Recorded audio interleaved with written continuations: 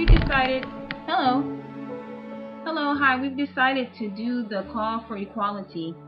We're going to actually tape this session because Alexis wanted to actually talk about Dr. Martin Luther King. But first and foremost, we wanted to start off with reading the section where it says the call for equality, and the first thing that they say is build on what you know. What have you done to make things happen that were important to you? Have you made anything happen that's important to you? Not really. Okay. In the 1960s and 1970s, Californians worked to gain equal rights for diverse groups of people. Civil rights, main idea. Californians took part in a struggle for civil rights for African Americans.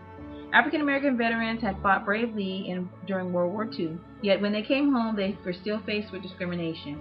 Segregation was one form of discrimination, and it was the practice of keeping different groups of people separate. In southern states, laws forced African Americans to attend separate schools, eat in separate restaurants, and go to separate parks and theaters.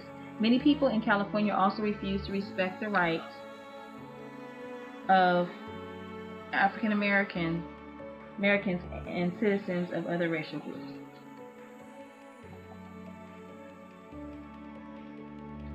Okay. And so we were talking about Dr. Martin Luther King. Can you tell me some information about Dr. Martin Luther King? Dr. Martin Luther King was the first African American man to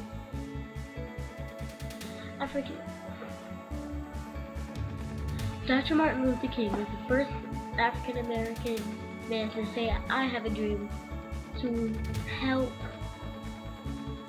African Americans to do better and have integration, to not have segregation, but to have integration."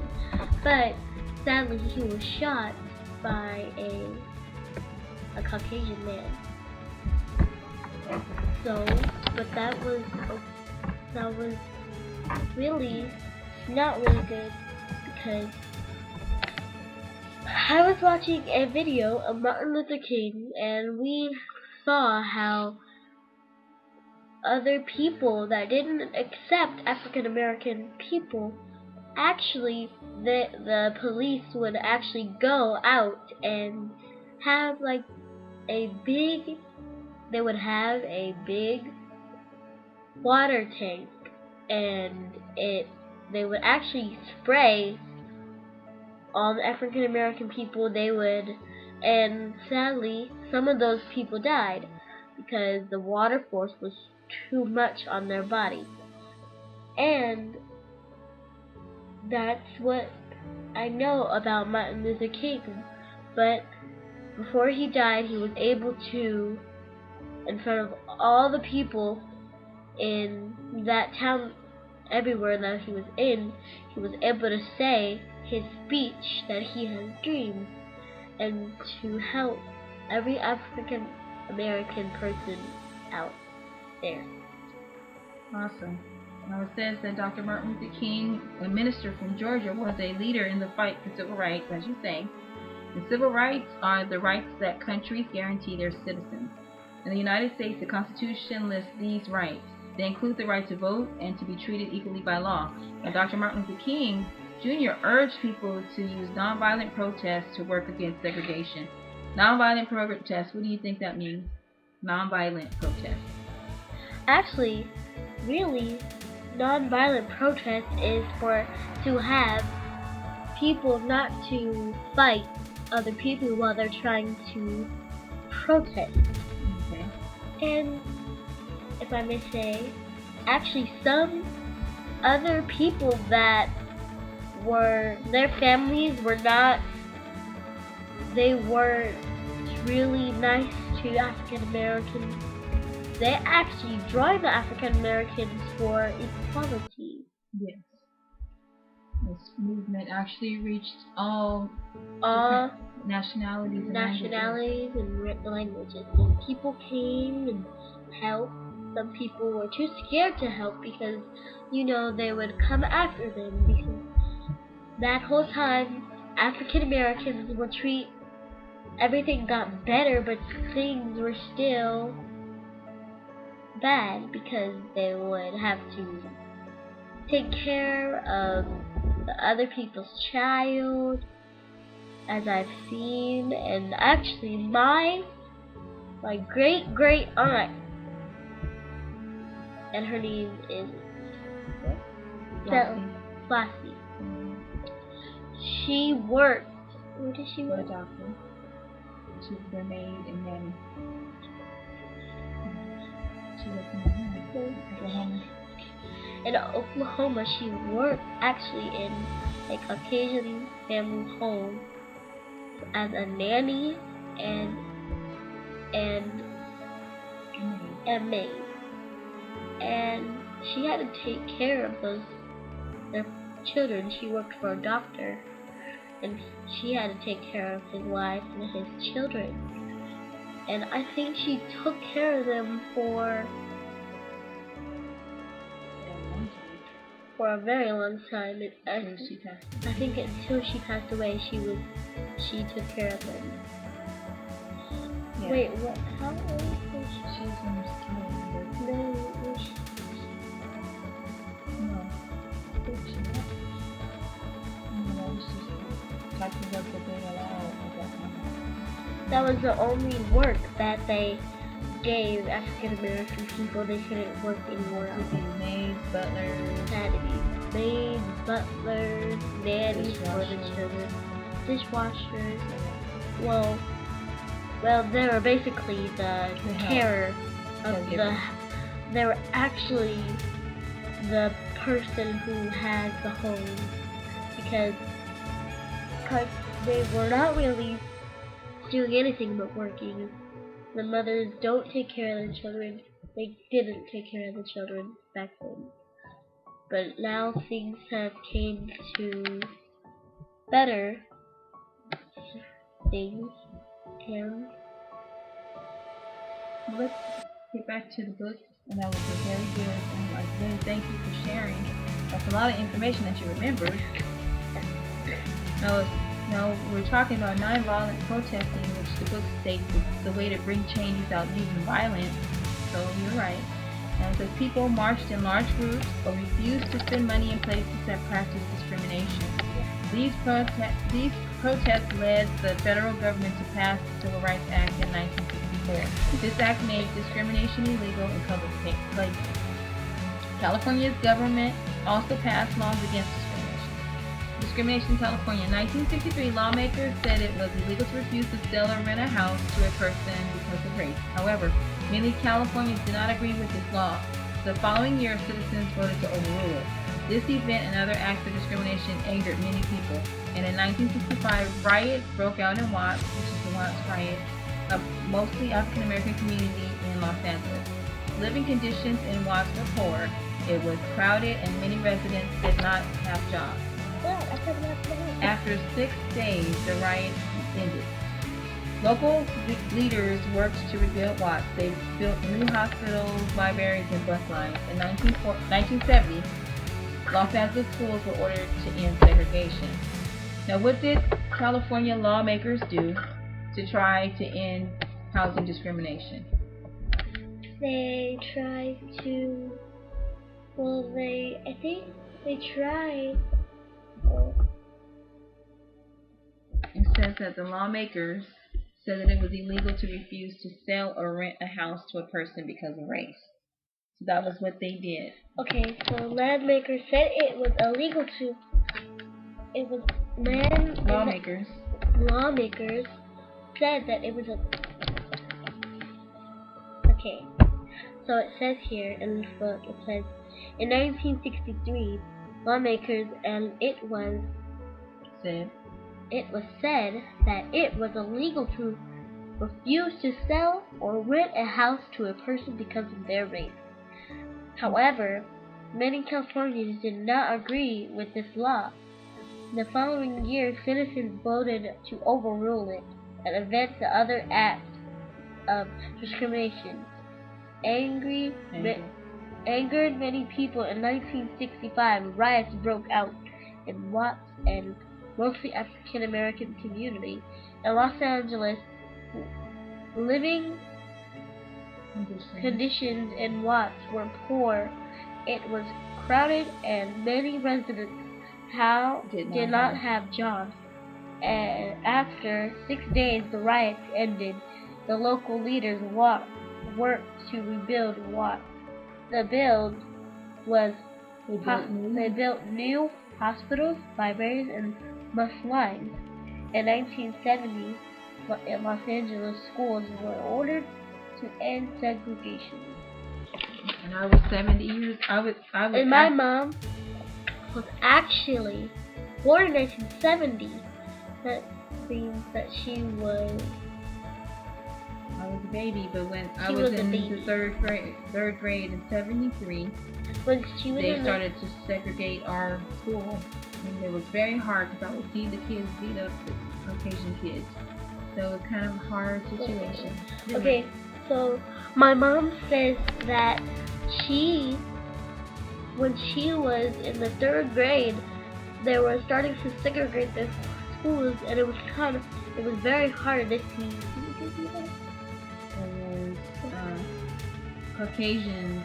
Caucasian children being beaten because they were being bused in to predominantly black schools. So Caucasians were being beat up because they were sent to those African American schools. So I saw discrimination on both sides, from both African Americans as well as Caucasians. If discrimination affected. So did you help those people? Of course. Yes, I did. So my mom. But so I learned that from both sides that it could be detrimental. It affected both African Americans and Caucasian students. They both had each one did not have understanding of one another. So in fact, they would fight against one another based on the segregation laws and the morals that they were taught about being separate but equal, which is not true. Okay, we're going to talk about United Farm Workers. If it is not a bad question to ask, did you know the people that were beating up the Caucasians? I'm sure I probably did. It was such a long time. I was a little girl, 8.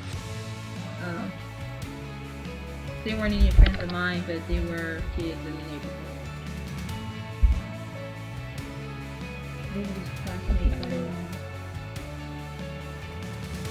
classmates. Were you friends with the Caucasians? Yes. And who were those? I don't remember. I was like 8 years old, and then I moved to Rialto. Wait.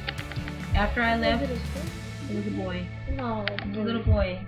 But after I left San Bernardino County and moved to Rialto and went to Preston Elementary, it was already integrated, and all of the children were being taught by both black and white students. I saw black educators as well as white educators, and it was equality in Rialto in 1974. So I actually got a taste of being around. You're going to touch that, don't you? You're touching this, that's what's stopping it. Don't put your hand up there. Don't put your hand up there. Leave it alone. Because that's how you clicked it off the last time when you touched that area. And so basically, that was where I got my best education in San Rialto. I had my best friends that were Caucasian, several friends, and they did not understand segregation. They just knew that they were affluent, middle class kids that grew up in Rialto. So it was a big difference in being in a neighborhood where it's predominantly black and going to an all black school. Okay, now we're going to talk about the United Farm Workers. Now, as you know, the book is talking about a lot of the information that we discussed already. It says right here that when Chavez was a child, like you said, he picked crops from farms in the Imperial Valley with his family. Chavez met Dolores Horta at his work. They both saw a need to start a labor union. So those two are the ones who started the union. In 1962, Chavez and Horta left their jobs to form a union, and they hoped the union could increase pay and improve living conditions for farm workers in California. Chavez and Harta traveled throughout the state asking Mexican American workers to join in. At that time, a union of Filipino farm workers was starting a strike for better wages and safer working conditions. Mexican and Filipino farm workers decided to work together. They formed in unions that would later become the United Farm Workers, or UFW. In 1965, the union members went on strike against more than 30 grape growers in Delano. The strikers refused to work. For the next 5 years, UFW members held nonviolent protests against grape growers. People all over California supported the UFW. They sent food and money to the strikers and their families so they could survive while refusing to work. Chavez, don't touch it. Get your hand off of it. Get your hand off. Chavez asked people across the United States to stop buying grapes or products made from grapes grown on California farms. Millions of people joined the boycott, and sales of California grapes fell. A boycott is a refusal to buy, sell, or use certain goods. It is used to force a change. Because of the boycott, grape growers lost money. Some feared their business might fail. When the strike ended in 1970, nearly all of the Delano grape growers agreed to meet with UFW union leaders made agreements with grape growers that gave farm workers more money and better working conditions. Chavez and Harta went on to lead strikes and boycotts against lettuce grows and other agricultural businesses. Chavez gave speeches across the country to educate the public about the hardships facing farm workers through the UFW works. Farm workers receive some of the things given to other workers, such as health care and retirement programs. Why did they want to form the farm workers union?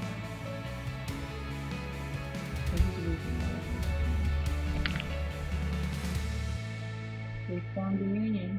Why did they feel that they needed to get together? A union is when they get together to make about change. So what was the change that they were asking? The union would increase pay and improve living conditions for farm workers in California. Okay. So it says equal rights for all, main idea. Other groups who also fought against discrimination in the 1960s. Cesar Chavez inspired Mexican Americans who were not farm workers as well. Mexican Americans and other Spanish-speaking people in California cities worked for equal rights. For example, in 1968, Hispanic students held protests in several East Los Angeles high schools. They wanted to receive the same education as students in wealthy parts of the city. The protests caused school officials to make reforms. These included adding classes about Mexican American studies and hiring more Hispanic teachers and principals. The struggle for Alcatraz. American Indians suffered from some of the worst conditions in California. They had the highest rate of unemployment in the state. Close to half of all California Indians had not gone to school past the 8th grade. Many were forced to leave their land and give up their traditions. In 1969, American Indians from many nations took over Alcatraz Island in San Francisco Bay. The protesters wanted to make others aware of the poor conditions on reservations. They also wished to turn the island into an education center. Newspapers printed stories about the protests. People across the country learned about the problems facing American Indians. Women's rights. Women also spoke out against unequal treatment in the 1960s. They protested discrimination in businesses and government. They demanded the same rights as men and equal pay for the same job. Like other groups, they used nonviolent protests to call attention to their cause. Their fight led Californians to elect more women to the national, state, and local government in 1978. Dianne Feinstein became the first woman mayor of San Francisco. In 1992, she was elected Senator of California. which was one result of California women's fights for equal rights in the 1960s. What was the result?